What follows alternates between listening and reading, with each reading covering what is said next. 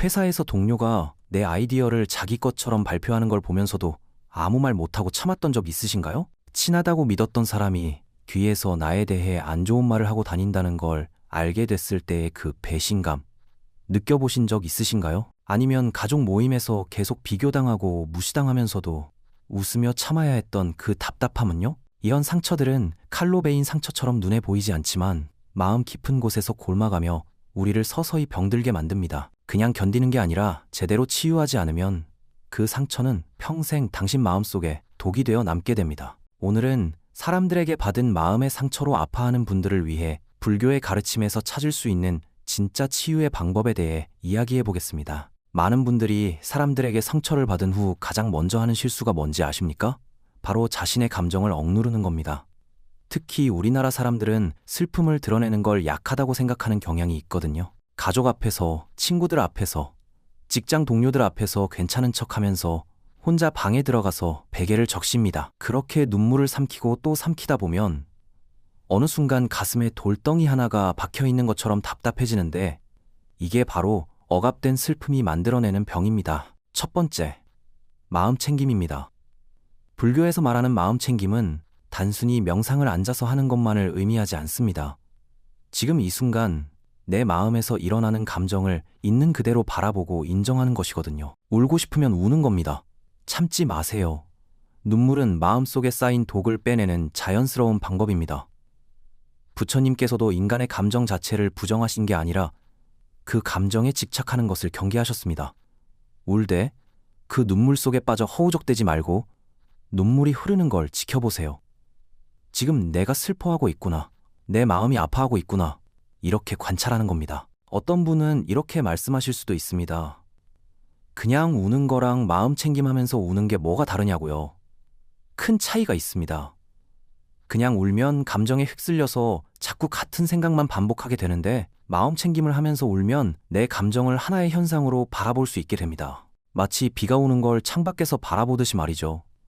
비가 온다고 해서 내가 비가 되는 건 아니잖아요. 슬픔도 마찬가지입니다. 슬픔이 있다고 해서 내가 슬픔 그 자체가 되어버리면 안 됩니다. 실제로 한 직장인 여성분이 있었는데요. 팀장에게 다른 동료들 앞에서 모욕적인 말을 들었습니다. 처음에는 너무 분하고 억울해서 밤마다 그 장면이 떠올라 잠을 못 잤대요. 그런데 어느 날부터 울면서도 자기 모습을 관찰하기 시작했답니다. 지금 내가 분노하고 있구나. 지금은 자존감이 무너지는 느낌이구나. 이렇게 하나하나 알아차리면서 우니까 신기하게도 감정의 무게가 조금씩 가벼워지더란 겁니다. 두 번째, 무상입니다. 무상이라는 건 세상 모든 것은 변한다는 진리를 말합니다. 영원한 건 아무것도 없다는 거죠. 우리는 좋은 것은 영원히 계속되기를 바라고 나쁜 것은 빨리 사라지기를 바라는데 실제로는 좋은 것도 나쁜 것도 다 변합니다. 인간관계에서 받은 상처가 아픈 이유는 뭘까요? 우리가 그 관계가 영원할 거라고 믿었기 때문입니다. 아니, 영원하기를 바랐기 때문이죠. 하지만 부처님께서는 이미 2500년 전에 말씀하셨습니다. 만나면 반드시 헤어지고 태어나면 반드시 죽고 만들어지면 반드시 부서진다고요. 이게 비관적으로 들릴 수 있는데 사실은 정반대입니다.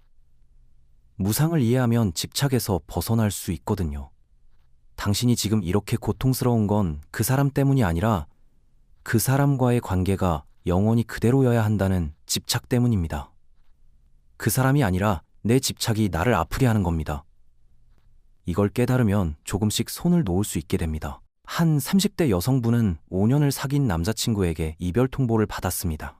결혼을 약속했던 사이였는데 상대방이 갑자기 마음이 변했다며 떠났거든요.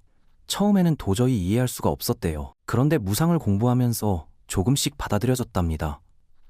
사람의 마음도 변하고 관계도 변한다는 것을 깨닫게 되면서 그 배신감이 조금씩 부드러워졌다고 합니다. 세 번째, 자비입니다. 자비라고 하면 보통 남에게 베푸는 것만 생각하는데 불교에서 말하는 자비는 먼저 자기 자신에게 향해야 합니다. 지금 당신은 스스로에게 너무 가혹하지 않습니까? 내가 뭘 잘못했나? 내가 더 잘했어야 했나? 내가 부족해서 이런 일을 당한 거 아닌가? 이런 생각으로 자신을 끊임없이 책망하고 있지는 않나요? 사람들에게 상처를 받은 후 많은 분들이 자기 자신을 채찍질하는데 이건 상처 위에 소금을 뿌리는 것과 같습니다. 자비란 나 자신을 따뜻하게 대하는 겁니다. 지금 내가 아픈 건 당연한 거라고, 인간이니까 아픈 거라고 스스로를 위로하는 겁니다. 부처님께서는 모든 중생이 고통에서 벗어나기를 바라셨는데 여기서 모든 중생에는 당신 자신도 포함됩니다. 자비를 실천하는 구체적인 방법이 있습니다. 매일 아침 거울을 보면서 자기 자신에게 말해보세요. 오늘도 힘내서 하루를 살아줘서 고맙다고, 앞으로도 조금씩 나아질 거라고요. 계속하다 보면 정말로 위로가 됩니다. 어떤 직장인 여성분은 상사의 갑질과 부당한 대우를 받으면서 자기 자신을 너무 미워했습니다. 내가 능력이 부족해서, 내가 눈치가 없어서 온갖 이유를 들어 자신을 탓했습니다. 그런데 상담을 받으면서 깨달았대요. 잘못한 건 상사인데 왜 내가 나를 미워하고 있냐고요. 그때부터 자기 자신에게 미안하다고, 그동안 너무 혹독하게 대했다고 사과하기 시작했답니다. 네 번째, 연기입니다. 연기란 모든 것은 서로 연결되어 있고 원인과 조건에 의해 생겨난다는 가르침입니다. 인간관계의 상처도 마찬가지입니다. 어느 날 갑자기 하늘에서 뚝 떨어진 게 아니라 수많은 원인과 조건들이 모여서 만들어진 결과입니다. 그 사람의 성격, 나의 성격, 우리가 처한 환경, 만난 시기, 각자의 상처와 트라우마, 이 모든 것들이 복잡하게 얽혀서 지금의 상황을 만들어낸 거죠. 연기를 이해하면 누구 한 사람만 탓할 수 없게 됩니다.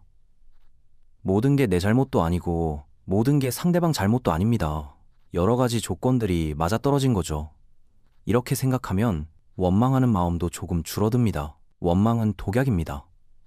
상대방을 아프게 하기 전에 나를 먼저 아프게 하거든요.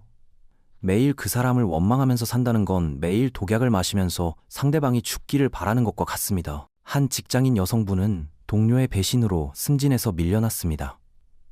처음에는 그 동료를 너무 원망했대요.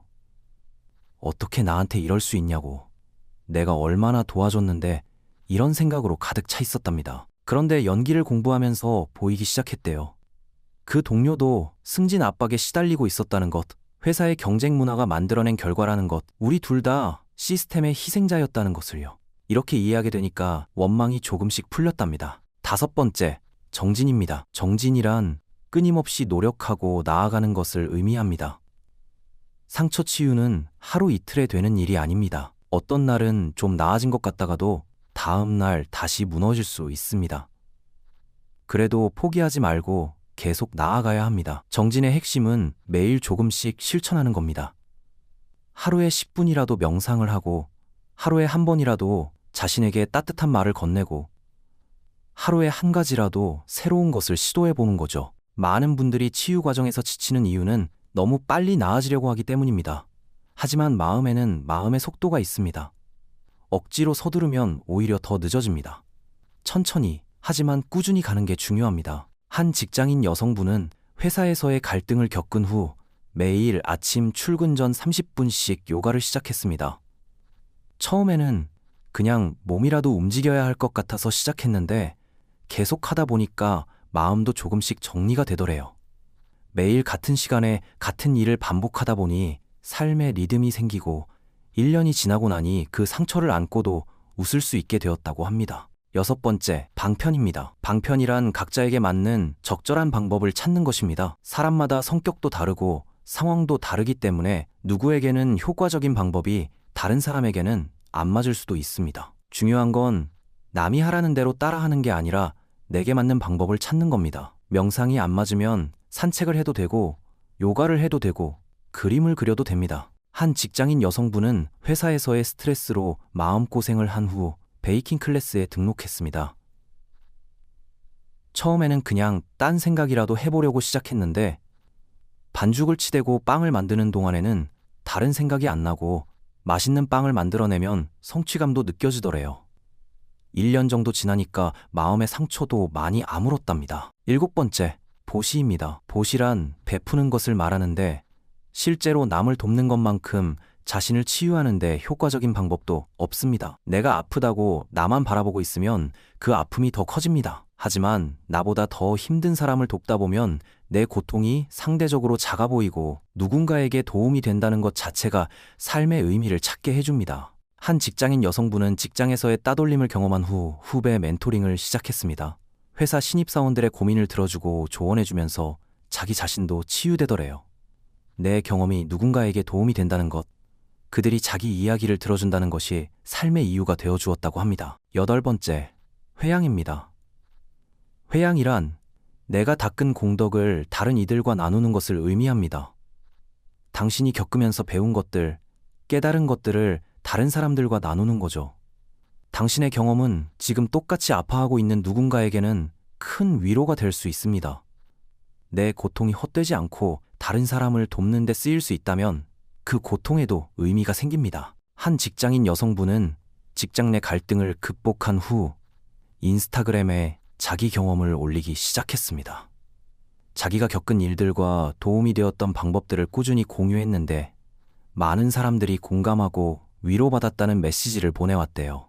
내 고통이 누군가에게는 희망이 될 수 있다는 걸 알게 되면서 그 고통을 겪은 것도 의미가 있었다고 생각하게 되었답니다. 마지막으로 시간에 대해 이야기하고 싶습니다. 사람들은 시간이 약이라고 말하는데 정확히 말하면 시간 자체가 약은 아닙니다. 시간이 흐르는 동안 당신이 무엇을 하느냐가 중요합니다. 그냥 시간만 보내면서 아무것도 안 하면 상처는 그대로 남아 있습니다. 하지만 시간이 흐르는 동안 위에서 말한 것들을 조금씩이라도 실천하면 시간은 진짜 약이 됩니다. 지금 당장은 너무 아파서 앞이 안 보일 수도 있습니다. 하지만 분명히 말할 수 있는 건 이 고통은 영원하지 않다는 겁니다. 세상 모든 것이 변하듯이 이 아픔도 변합니다. 시간이 지나고 노력이 쌓이면 분명히 나아집니다. 완전히 있는 건 아닐 수도 있습니다. 하지만 그게 더 이상 당신을 무너뜨리지는 않습니다. 상처는 흉터가 됩니다. 흉터는 아프지 않습니다. 다만 거기 있을 뿐이죠. 그 흉터는 당신이 살아남았다는 증거입니다. 당신이 관계의 진심이었다는 증거이고 당신이 강했다는 증거입니다. 지금 이 순간에도 퇴근길 지하철에서 아무렇지 않은 척하며 눈물을 참고 있을 누군가, 밤에 잠들기 전 베개에 얼굴을 묻고 울고 있을 누군가를 생각합니다. 당신은 혼자가 아닙니다. 많은 사람들이 지금 이 순간에도 똑같은 아픔을 겪고 있고 또 많은 사람들이 그 아픔을 이겨냈습니다. 당신도 분명히 이겨낼 수 있습니다. 조금만 더 버텨주세요. 봄은 반드시 옵니다. 당신의 봄도 곧 올 겁니다.